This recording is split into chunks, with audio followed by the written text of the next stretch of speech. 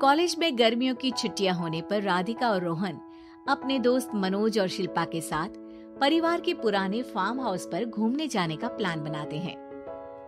Guys, तुम दोनों को वो फार्म हाउस बहुत पसंद आएगा। बचपन से ही वो मेरी और रोहन की सबसे पसंदीदा जगह रही है। पर मैंने तो इतने सालों में तुम्हारे मुंह से कभी फार्म हाउस का नाम तक नहीं सुना।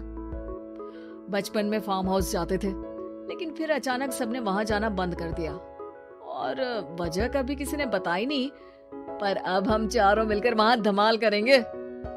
इसी तरह बातें करते कुछ घंटों का सफर तय कर चारों शहर से दूर ऊंची पहाड़ी पर बने राधिका और रोहन के फैमिली फार्म हाउस पर पहुंच जाते हैं। वाव यार, ये तो बड़ा ही सुंदर है। पूरा घूमोगे तो और अच्छा लगेगा, लेकिन उससे पहले सब फ्रेशन अप हो जाओ, फिर साइट सीइंग के लिए जाएंगे। राधिका और रोहन अपने अपने कमरे में चले जाते हैं, लेकिन मनोज और शिल्पा घर में घूमने लगते हैं, जहां शिल्पा की टक्कर हॉल के बीचों बीच रखी एक पुरानी लकड़ी की कुर्सी से होती है। आह, लग गई रे माता। इस कुर्सी को बीच में किसने रखा हुआ है? अरे तेरे स्वागत के लिए भूत ने रखा होगा। तुझे बात ऐसी आ रही है? जब खुद टकराएगा तो पता चलेगा। हाँ ठीक है, पर अभी तो तू इसे साइड में रख दे। शिल्पा कुर्सी को एक कोने में रख देती है और वो दोनों भी अपने कमरे में चले जाते हैं, जिसकी थोड़ी देर बाद चारों बाहर घूमने निकल जाते हैं। इसी तरह रात हो जाती है। फार्म हाउस में वापस आकर वे लोग सीधा सोने चले जाते हैं। आधी रात को मनोज की नींद खुलती है। बड़ी तेज प्यास लगी है, पानी साथ लेकर सोना चाहिए था। हाँ, अब रसोई तक जाना पड़ेगा। मनोज आंखें मलते हुए कमरे से हॉल में आता है और अचानक रास्ते में रखी कुर्सी से टकराकर जमीन पर गिर जाता है। अरे मर गया रे दादा। शिल्पा सही बोल रही थी, बड़ी तेज लगती है ये कुर्सी तो, पर इसे दोबारा बीच में किसने रखा? मनोज एक बार फिर उस लकड़ी की कुर्सी को कोने में रख पानी पीकर कमरे में चला जाता है। अगली सुबह जैसे ही चारों की नींद खुलती है तो उन्हें अपने बेड के पास साइड टेबल पर चाय का कप रखा मिलता है, जिसे देख वो खुशी खुशी चाय पीकर तैयार होकर कुछ देर बाद हॉल में मिलते हैं। थैंक यू यार राधिका, मुझे नहीं पता था कि तू इतनी अच्छी चाय बनाती है। वैसे मुझे उस बेड की बहुत जरूरत थी। ये और चाय, अरे इसे तो पानी तक उबालना नहीं आता। मतलब तूने हमारे लिए चाय बनाई क्या दोस्त? अरे चल पागल है क्या, इतना भी प्यार नहीं है मुझे कि तुम्हारे लिए बेड टी बनाऊं। चाय पर ये चर्चा करते हुए मनोज जैसे ही पीछे मुड़ता है तो एक बार फिर लकड़ी की पुरानी कुर्सी से टकराकर उस पर गिर जाता है। हाय रब्बा, अरे चाय छोड़ो, पहले ये बताओ कि इसे बार बार बीच में कौन रखता है? कल रात ही मैंने इसे साइड किया था। तुम पहले ये बताओ कि चाय किसने बनाई थी? सबकी बातों को कुछ देर ध्यान से सुनने के बाद राधिका हैरानी से कुर्सी की तरफ देखने लगती है। भूत दीदी। राधिका की बात सुन आपस में झगड़ रहे सारे दोस्त शांत हो जाते हैं। क्या बोला अभी तूने? अरे पर अब वो यहाँ कैसे हो सकती हैं? क्यों नहीं हो सकती?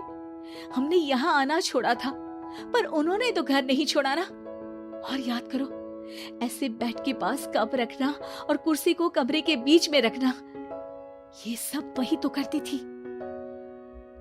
ये तुम दोनों किसकी बात कर रहे हो? अरे जो भी हो, कुछ अच्छा तो बिल्कुल नहीं लगता। अब देखो, डरने की कोई जरूरत नहीं है। वो सालों से इस घर में रहने वाली भूत दीदी है। वो बचपन से ही हमारे यहाँ आने पर एक बड़ी बहन की तरह हम दोनों का ख्याल रखती हैं। ओए, पगला गया है क्या? शिल्पा, मुझे यहाँ नहीं रहना, तू भी मेरे साथ ही चल। ये दोनों तो पागल हो गए हैं। जहाँ मनोज डर से वापस जाने की बात कर रहा होता है, वहीं शिल्पा अपने फोन में बिजी होती है। क्या तुम्हें यहाँ की सिचुएशन समझ में नहीं आ रही जो फोन में लगी हो? जिसे जो करना है करो, मैं तो जा रहा हूँ। मनोज हड़बड़ाहट में अपने कमरे की तरफ जाता है, जिसके साथ राधिका और मोहन भी उसे रोकने के लिए पीछे पीछे जाते हैं, लेकिन शिल्पा वो तो अभी भी फोन में लगी रहती है। कुछ देर बाद जब वो तीनों दोबारा हॉल में वापस आते हैं तो शिल्पा को सबके पैक्ड बैग्स के साथ देखकर हैरान रह जाते हैं। ये सब क्या है शिल्पा? यहाँ हम इसे समझा रहे हैं और तुम हमारे बैग्स भी पैक कर कर लेकर आई। अरे आखिर में फोन से बाहर निकलकर कुछ किया तो सही इसने। दोस्तों देखो, कल से हम यहाँ हैं। भूत दीदी ने कुछ किया नहीं ना? फिर डर क्यों रहे हो? 4 दिन और रुकोगे तो पता चलेगा कि क्या होगा। मतलब? इस पर शिल्पा उन तीनों को फार्म हाउस से बाहर लाकर फोन में पुरानी न्यूज का आर्टिकल दिखाती है। सालों पहले यहाँ रह रही औरत ने अपने दोनों बच्चों को सुबह सुबह दूध में जहर पिलाकर मार दिया और फिर हॉल में उस कुर्सी पर खड़े होकर खुद भी फांसी लगा ली थी। तुम्हारी बातों से मुझे इस केस की याद आ गई। गूगल किया तो पता चला कि ये वही फार्म हाउस है। अभी भी यहाँ रहना चाहते हो जिससे कुछ दिनों में वो सबको थोड़ा थोड़ा जहर देकर मार दे? अरे पर ये दोनों तो बचपन से यहाँ आ रहे हैं, फिर इन्हें अभी तक कुछ क्यों नहीं हुआ? वो तो पापा बताते हैं कि हम आते थे। हाँ, और मुझे भी एक बार का ही याद है। वाह, और कहानियां तो ऐसे सुना रहे थे जैसे सदियों से यहीं रहते हो। तीनों ये बात कर ही रहे होते हैं कि अचानक फार्म हाउस में से एक आवाज सुनाई देती है। मैं यहाँ किसी को जिंदा नहीं रहने दूंगी, किसी को नहीं। बस ये सुनने की देर ही होती है कि चारों डर से कांपते हुए तुरंत कार में बैठकर वहां से भाग जाते हैं।